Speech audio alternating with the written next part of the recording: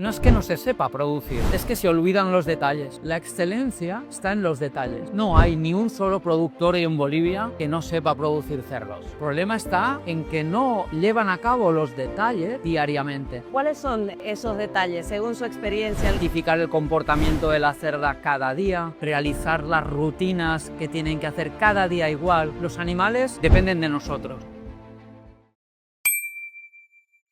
Qué gran oportunidad que nos plantea Expoalimenta 2025, trayendo profesionales de gran nivel. Esta vez nos acompaña Enric Marco, él es español, nacido en Barcelona, pero vive en Madrid. Enric, bienvenido a este espacio que está promovido por Cedrovet para poder amplificar la información tan valiosa y el conocimiento y las experiencias que ustedes han traído hasta esta feria para el sector productivo. Gracias, un placer estar aquí. Bueno, veterinario, graduado de la Facultad de Medicina Veterinaria de Zaragoza, cofundador de una consultora que realiza consultorías en diagnóstico, control de enfermedades, manejo productivo, manejo de granjas, epidemiología, control ambiental, bioseguridad, manejo del personal, optimización de explotaciones, etc. Además, autor de muchos artículos especializados. ¿Qué más podemos decir de su currículum? Nada, que ya soy viejo. ¡Oh, no! Cuando uno está muchos años en el mercado, tiene tiempo de hacer cosas. Ese es el resumen. Bueno, ¿qué le ha parecido la feria, las exposiciones? La feria me ha parecido espectacular, las charlas de un nivel muy elevado.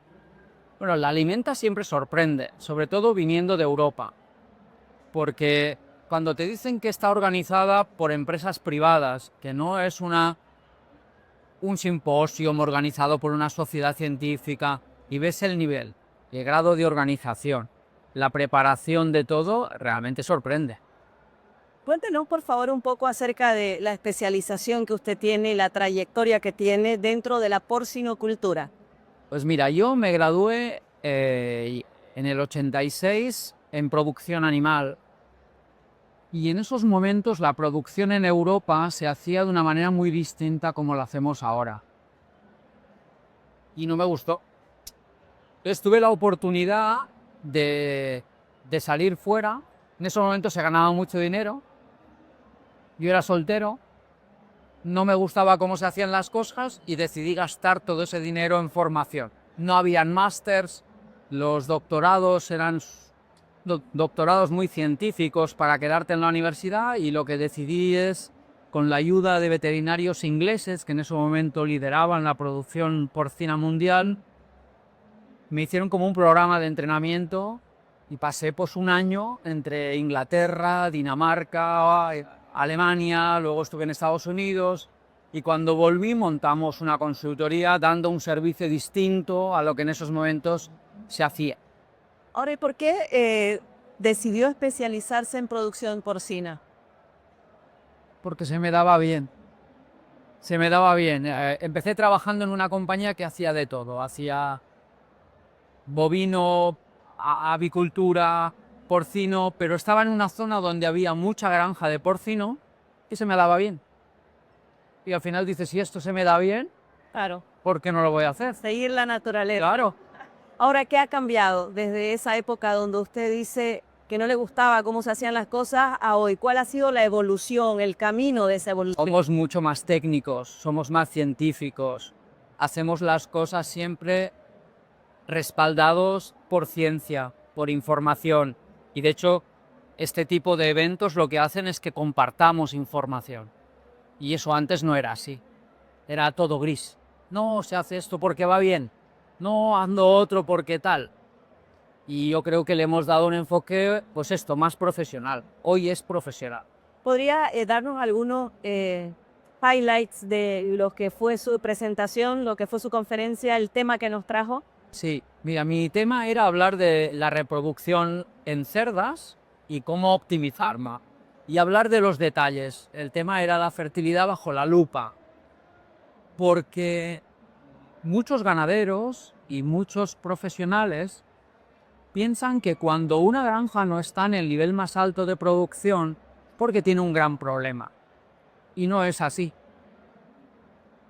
Cuando haces la mayoría de las cosas más o menos bien, la granja produce más o menos, pero no está arriba. No es que no se sepa producir, es que se olvidan los detalles. La excelencia está en los detalles. No hay ni un solo productor en Bolivia que no sepa producir cerdos. El problema está en que no llevan a cabo los detalles diariamente. ¿Cuáles son esos detalles, según su experiencia, en los que Pues, más fallan u omiten? Identificar el comportamiento de la cerda cada día, realizar las rutinas que tienen que hacer cada día igual. Los animales dependen de nosotros y esperan que pasen las cosas cuando tienen que pasar. Si tú les das de comer cada día a las 7 de la mañana y un día la cerda no le das de comer a las 7, se va a poner nerviosa. Porque ella igual piensa que no va a comer nunca más. ¿Vale? Porque nadie se lo explica.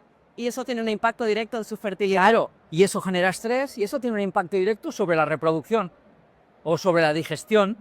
Entonces, la rutina es el que entiende que el animal depende de nosotros, que las rutinas son importantes, que no podemos hacer un podcast para la cerda para que entienda por qué un día es distinto que otro. Y hay ganaderos que eso lo entienden muy bien y son los ganaderos excelentes.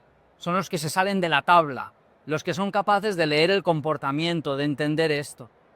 Y hay ganaderos que han sido ganaderos toda la vida, la parte técnica la conocen, pero son incapaces de tener esa sensibilidad.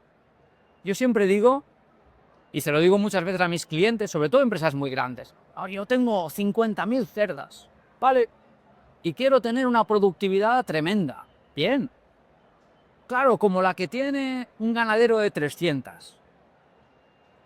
Y cuando empiezas a decirles lo que tienen que hacer, la respuesta es siempre la misma. No, aquí no podemos hacer eso, porque aquí tenemos tantas cerdas. Y bueno, pues tenemos un problema. Porque la cerda necesita siempre lo mismo. En una granja pequeña o en una granja grande. El truco está en dárselo. Pero qué tan difícil es implementar esto que usted acaba de mencionar, que escuchándolo hasta suena lógico. Es sentido común. Claro. Por eso me dedico a esto, porque es fácil. No, no lo creo que sea fácil, tiene mucha ciencia detrás. Pero es muy costosa la implementación de... No, pero cuando más grande se hace la granja, más elementos humanos intervienen. Y ahí es donde está la dificultad. Entrenar una persona puede ser difícil, pero lo acabas haciendo. Pero cuando tienes un equipo de 20, 30, 40 personas que tienen que trabajar conjuntamente, que tienen que hacer cada uno lo que toca, es como una danza o es como un equipo de fútbol, donde cada uno tiene que hacer su función bien, precisa. Y si eso funciona, el resultado es espectacular. Ahora, esa es una de las falencias más comunes que usted encuentra en las granjas. Exactamente. Y luego, evidentemente, reconocer dónde están los pequeños problemas que hay que ir afinando. ¿Cuáles son los errores más comunes o esos principales problemas? Pues mira, muchas veces el alimentar las cerdas pensando en que están flacas o gordas y no pensando en si perdieron o ganaron peso. Las personas reproducen tanto las flacas como las gordas. Es decir, el peso no tiene una incidencia en la reproducción. Tiene la incidencia perder peso, porque la reproducción es un lujo. La reproducción no funciona si no sobra. Tiene que sobrar energía, tiene que sobrar proteína, porque tiene que alimentar a la madre y a los fetos. Entonces, si hay déficit, la madre dice, me deshago de los fetos. ¿Qué ha pasado aquí? ¿Se le prendió el micrófono? Sí, se enganchó. La madre se desprende de los fetos y dice, vuelvo a repetir, yo puedo volver a quedar gestante. No hay problema, porque al final lo que prima es la supervivencia de la especie siempre. Claro, a nosotros no nos preocupa la supervivencia de la especie, nos preocupa que reproduzca. Entonces tiene que sobrar. Tenemos que generar siempre esa situación donde no haya nunca una limitación. Sin desperdiciar, porque medioambientalmente no podemos desperdiciar, pero no puede faltar. Y en ese equilibrio es un equilibrio de precisión. Y eso es difícil. Claro, tomando en cuenta la cantidad de cerdos que hay. Exactamente. Entonces ahí es donde Se está... dificulta, ¿no? Exactamente. Ese es uno de los detalles, ¿eh? Luego hay más cosas, el tener en cuenta el comportamiento de la cerda. Por ejemplo, hablamos de reproducción, pero la reproducción no existe sin actividad sexual. Y la actividad sexual es comportamiento. Y tenemos que dejar que los animales expresen el comportamiento si queremos una buena reproducción. Nos olvidamos de eso. Y se tiene que generar un ambiente propicio para Claro. impulsar ese comportamiento. Exactamente. Tienes que dejar que la cerda exprese su comportamiento para saber cuándo puedes hacer una inseminación. Hacemos inseminaciones artificiales, pero tenemos que basarnos en el comportamiento de la cerda para hacerla en el momento adecuado. Al fin y al cabo es naturaleza, pero cuando la naturaleza la llevas a producir intensivamente, perdemos de vista estos detalles de fisiología. ¿Y qué recomendaciones técnicas? ¿Ha tenido la oportunidad de recorrer granjas en Bolivia? Sí, yo hace ya algunos años que vengo aquí a asesoro a Sofía en su producción porcina. ¿Qué recomendaciones le daría a los productores y a los técnicos que buscan mejorar su producción? Bueno, pues la recomendación es esta, es investigar los detalles, no perderse en buscar grandes enfermedades o grandes problemas, porque al final estas cosas son raras. Y cuando ocurren son tan evidentes que ya sabes que tienes un problema. El día a día son cosas menores. Es como en una casa. En una casa los problemas son pequeños generalmente, pero hay que resolverlos. Entonces hay que estar en esos pequeños problemas y no dejarlos, sino resolverlos rápido. Y ahí es donde está la eficiencia. De hecho, en mi charla lo que he hecho es hacer flashes de problemas que pueden aparecer en la granja.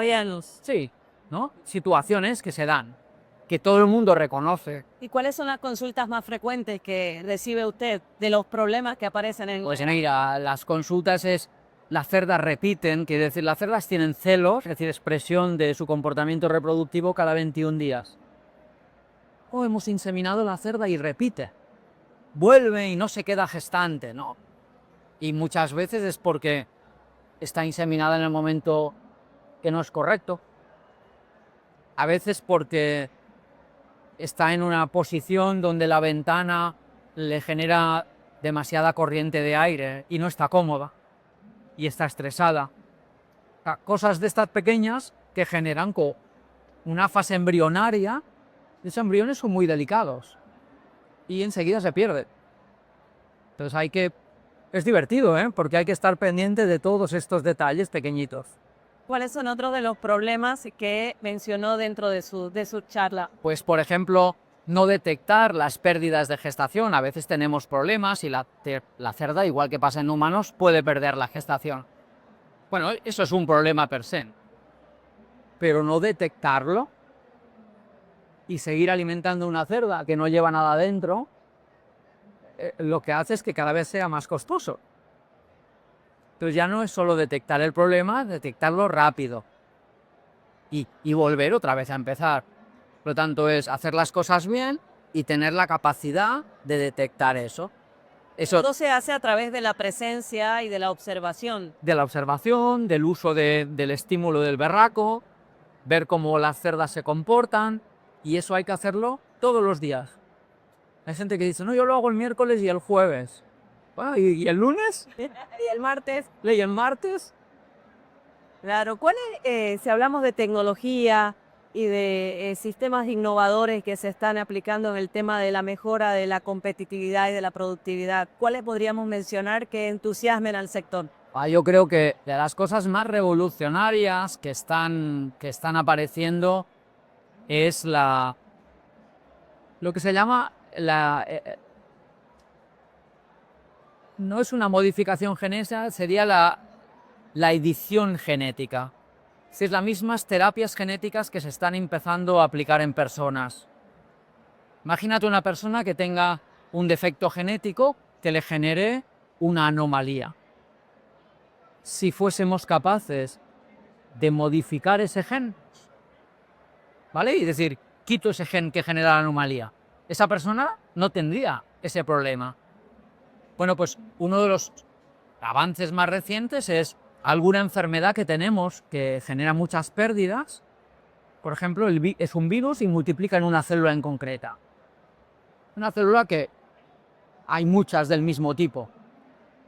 Pues quitando un trocito de gen, esa célula no está. Si no está, el virus no multiplica. Y si no multiplica, no hay enfermedad. Y solucionas una enfermedad con un toque genético. Y eso ya se está aplicando. Y eso ya existe. Eso está registrado ya en Estados Unidos, en Colombia. Están pocos países, pero es un tema que está encima de la mesa, es un debate, porque hay un tema también ético, de hasta dónde podemos modificar y hasta dónde no. Pero técnicamente, que es lo que me preguntabas, para mí te hace abrir los ojos, ¿no? Esto es impresionante. Antiguamente, cuando modificabas un gen, lo que hacías era cortar el material genético con tecnologías que eran muy poco precisas. Y cortabas un trozo de gen y te llevabas por delante trozos de otros genes. Ahora el sistema es tan preciso que el error es de una base genética. Entonces tú cortas exactamente lo que quieres. Y esta tecnología es una revolución en veterinaria, pero será una revolución en humana también. Sin duda. ¿Y se está utilizando inteligencia artificial? ¿De qué manera? Pues mira, la inteligencia artificial yo la veo sobre todo en que nos ayude a detectar comportamiento de cerdos que pueda ser anormal. Los cerdos, por ejemplo, cuando les falta alguna cosa, le das un alimento que no está bien balanceado, se pone muy nervioso y muerden la cola de otros cerdos. Bueno, pues detectar eso a tiempo. Tú no puedes estar 24 horas en la granja, pero una cámara sí. Y la inteligencia artificial te puede ayudar a reconocer qué cerdo tiene el comportamiento. Eso ya es tecnología que empieza a poderse aplicar. ¿Y ya se está aplicando? Sí, sí, y eso va a revolucionar el conocimiento que tenemos de los cerdos, porque hasta ahora no podíamos estar 24 horas mirándolos. Sin duda. Enric, y ya para ir cerrando esta conversación, ¿qué le diría a las nuevas generaciones, a aquellos jóvenes que están aún en formación y que están mirando alguna especialidad para poder desarrollarla y para poder trabajar en ella? ¿Cuál sería su consejo? Pues les diría que le echen ganas a lo que hacen. O sea, el trabajo te tiene que entusiasmar y es algo que, por desgracia, yo veo muchos profesionales jóvenes y les falta ese entusiasmo. Esto es divertido y es divertido si ves que tú puedes ayudar a mejorar las cosas. Evidentemente luego vives de esto y eso también es interesante porque te pagan. Pero si combinas que te pagan con que encima te llevas satisfacciones, y la satisfacción no es que el ganadero te diga que lo has hecho muy bien, la satisfacción es ver que los cerdos van mejor, porque ellos no mienten nunca. Y eso es lo que te llevas a casa. Eso para mí es lo mejor. Bien, muchas gracias, Enric, Gracias. por este diálogo, por esta conversación. ¿Qué le ha parecido nuestro set, nuestro estudio de podcast? Está bonito, gracias por haber Gracias. compartido con nosotros. Este es el podcast de Cedroel.